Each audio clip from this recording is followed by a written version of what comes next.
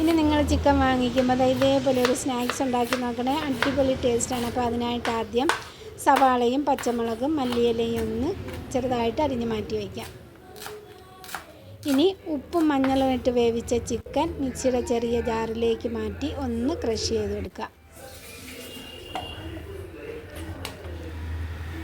ചട്ടിയിൽ ഒരു സ്പൂൺ എണ്ണ ഒഴിച്ച് ചൂടാകുമ്പോൾ നമ്മൾ അരിഞ്ഞു വെച്ചിരുന്ന സവാള ചേർത്ത് കൊടുക്കുക.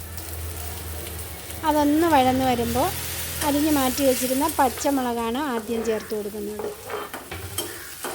അതും ഇട്ട് ഒന്ന് ഇളക്കി യോജിപ്പിച്ചതിന് ശേഷം 1/2 ടീസ്പൂൺ ഇഞ്ചി വെളുത്തുള്ളി പേസ്റ്റാണ് ഞാൻ ചേർക്കുന്നത്. കൂടെ പാകത്തിനുള്ള ഉപ്പും ചേർത്ത് കൊടുക്കുന്നുണ്ട്. അപ്പോൾ ഇഞ്ചി വെളുത്തുള്ളി പേസ്റ്റ് അല്ലെങ്കിൽ ചെറുതായിട്ട് അരിഞ്ഞിട്ടാലും മതി. ഇനി 1/4 ടീസ്പൂൺ വീതം മഞ്ഞൾപ്പൊടിയും മുളക് പൊടിയും കുരുമുളക് പൊടിയും ഗരം മസാലയും ചേർത്ത് കൊടുക്കാം. കൂടെ 1/4 ടീസ്പൂണിലും താഴെ മല്ലിപ്പൊടിയും കൂടി ചേർത്ത് പച്ചമണം മാറുന്നത് വരെ നല്ലതുപോലെ ഒന്ന് വഴറ്റിയതിലേക്ക് ക്രഷ് ചെയ്ത് വെച്ചിരുന്ന ചിക്കൻ ചേർത്ത് നല്ലതുപോലെ ഒന്ന് മിക്സ് ചെയ്തെടുക്കണം. ഈ സമയത്ത് ഉപ്പ് നോക്കിയിട്ട് പോരെന്നുണ്ടെങ്കിൽ ചേർത്ത് കൊടുക്കാം. ഞാനിവിടെ ചേർത്ത് കൊടുക്കുന്നുണ്ട്. അപ്പോൾ ഉപ്പും കൂടി ചേർത്തിട്ട് നല്ലതുപോലെ ഒന്നുകൂടി ഒന്ന് ഇളക്കി യോജിപ്പിച്ച് അരിഞ്ഞ് മാറ്റി വെച്ചിരുന്ന മല്ലിയിലയും ചേർത്ത് മിക്സ് ചെയ്ത് ഫ്ലെയിം ഓഫ് ചെയ്ത് വയ്ക്കാം.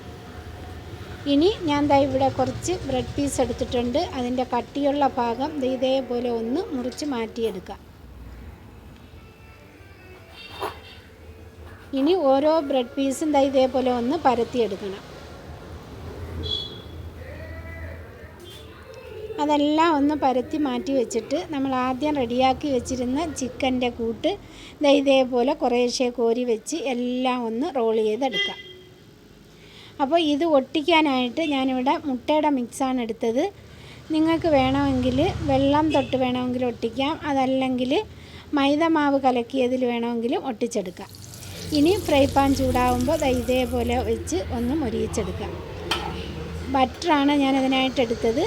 ബട്ടർ ഇല്ലെങ്കിൽ ഓയിലോ നെയ്യോ എന്തായാലും മതി. അപ്പോൾ അടിപൊളി ടേസ്റ്റുള്ള ചിക്കൻ റോൾ ഇവിടെ റെഡിയായി കഴിഞ്ഞു.